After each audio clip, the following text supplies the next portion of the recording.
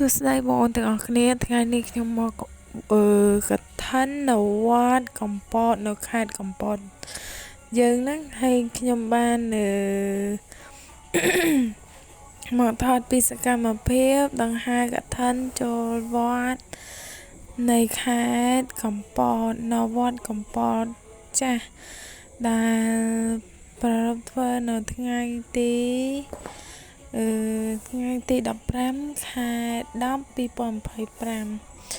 ខ្ញុំបានថតពីសកម្មភាពដែលបងប្អូនទាំងអស់គ្នាគាត់បានដង្ហែកឋិនចូលវត្តកំពតដែលមានពុទ្ធបរិស័ទជាច្រើនដែលពួកគាត់បាននាំគ្នាហើយអង្គាសដូចជាថាវិការដូចជាការធ្វើកត្រៃអីជាដើមបន្តមកទៀតការធ្វើដំណើរការធ្វើអង្គកឋិនទានចូលវត្តនេះគឺដោយការស្រឡាញ់និងពេញចិត្តរបស់បងប្អូនអ្នកទាំងអស់គ្នាថ្ងៃនេះខ្ញុំមកថតគឺចង់បង្ហាញពីទស្សនវិជ្ជានៃការដង្ហែបុណ្យកឋិនតិចតួចតែប៉ុណ្ណោះ